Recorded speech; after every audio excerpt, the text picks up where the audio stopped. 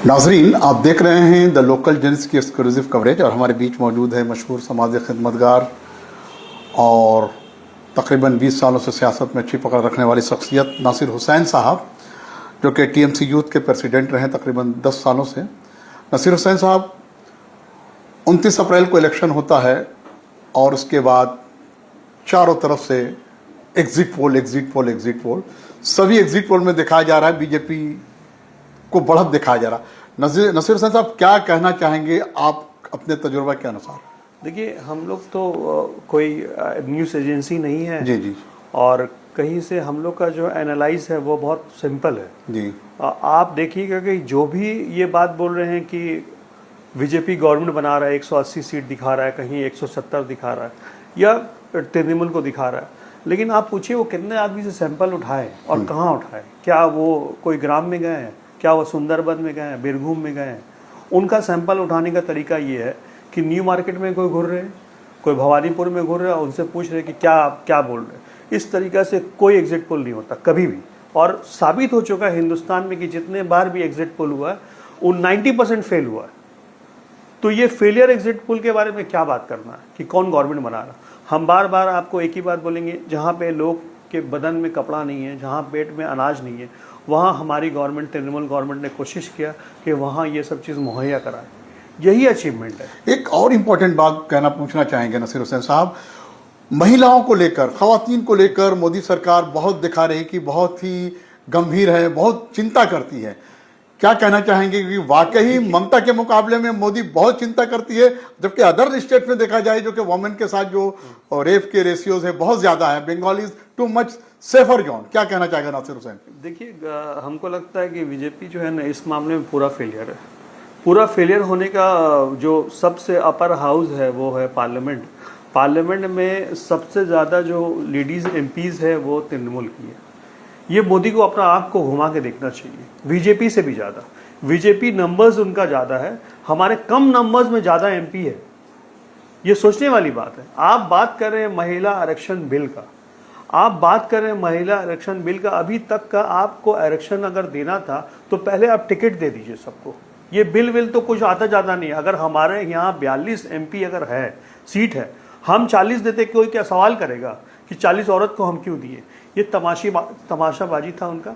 वो सोच रहे थे कि इसमें भी हम माइलेज ले लेंगे। सीएम का ये कहना, कल बहुत सारे प्रेस के लोगों ने उनसे पूछा कि रिजल्ट क्या होगा। सीएम का ये कहना 2/3 मेजोरिटी, फिराद हकीम का ये कहना कि लगभग 226 सीट, कम अबेस 200 से 26 सीट। क्या कहना चाहेंगे अपने तजुर्बा के बिना पर? नासिर हुसैन क्या कहना चाहेंगे? देखिए, मेरा तो अपना एक्सपेक्टेशन है कि अगर चीफ मिनिस्टर हमारी बोल रही हैं, फिराद हकीम साहब बोल रहे हैं, बिल्कुल सही बोल रहे और बोलना भी चाहिए।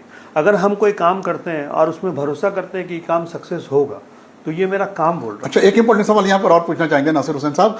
देखा गया है कि काउंटिंग को लेकर एक बड़ा मसला बन गया है। सिर्फ सेंट्रल के जो लोग एम्प्लॉय हैं उनको ही ये लोग काउंटिंग में ला रहे हैं, जबकि स्टेट सेंट्रल दोनों मिलकर होना चाहिए। इस पर क्या कहना चाहेंगे, जस्टिफिकेशन देना चाहेंगे आप? देखिए, उनका जो प्लान है, उनका प्लान बहुत ही माने खराब प्लान बोल सकते हैं आप, इसलिए कि उनका दिमाग में रहता है कि हम लोग बिहार में जिस तरीके से इलेक्शन जीते उस तरीक़ा से यहाँ भी जीते। उनका दिमाग में ये बात रहता है कि आईपैक एक संस्था है जो तृणमूल को आईटी में सपोर्ट करती है। आप मोदी और अमित शाह से तो हम सवाल नहीं कर सकते, आपके माध्यम से कहीं ना कहीं अगर ये शेयर हुआ तो मालूम होगा कि आईपैक को लॉन्च कौन किया था। प्रशांत किशोर को जानता कौन था? प्रशांत किशोर कहाँ रहता था? उसको किसने लाया? आपको जितना दिन तक उसका दरकार था आपने यूज़ किया। अब कोई आदमी दूसरा बोल रहा है कि ठीक है आप मेरे लिए काम किए, तो अब आईपैक ही सब कुछ हो गया। आप भूल रहे हैं कि ममता बनर्जी सीपीएम गवर्नमेंट को हटाई थी, तब आईपैक यहाँ नहीं था। आईपैक अपना मटेरियल देता है कि आपको काम क्या करना है। जिस तरीके से पहले शादी ब्याह में खाना हम लोग खुद खिलाते थे, अभी हम लोग क्या करते हैं, कैटरर को दे देते हैं कि भाई तुम खाना खिला दो, हम लोग आदमी और नहीं हाथ लगाएगा। बस उनका इतना ही काम था कि तुम ये चीज़ हमको डाटा दे दो, मेरा आदमी काम करेगा।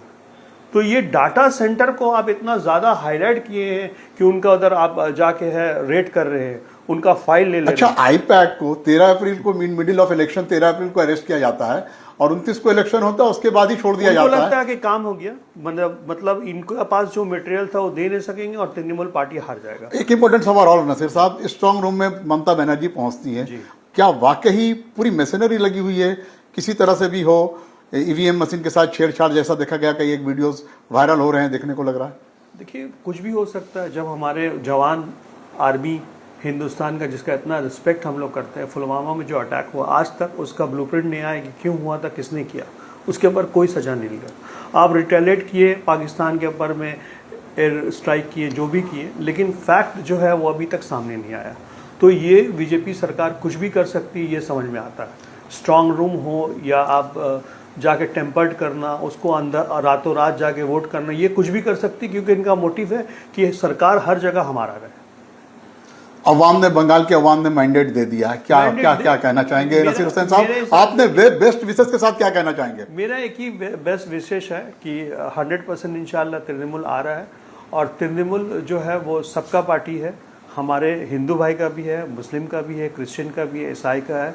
और जिस तरीक़ा से ये पार्टी ने अपने आप को साबित किया कि ये सबके साथ है, बस इस सब के साथ ये सरकार आना चाहिए और खुशी खुशी हम लोग इस सरकार को मनाएं। हम लोग हिंसा पसंद नहीं है, हम लोग चाहते हैं अमन और शांति। इसी के लिए हम लोग सब आदमी प्रेयर करते हैं कि हम लोग का पार्टी आना चाहिए, बस यही बात है। बहुत बहुत शुक्रिया नसीर हुसैन साहब। तो देख रहे थे नाजरीन आप इस वक्त नसीर हुसैन साहब, जो कि वाकई मशहूर समाजी खिदमतगार है और अपनी बातों को जो है बेबाकी से रखा। फर्दर अपडेट्स के लिए बने दा लोकल न्यूज़ के साथ मैं शमशुद्दीन, कोलकाता से। बहुत बहुत शुक्रिया। शुक्रिया।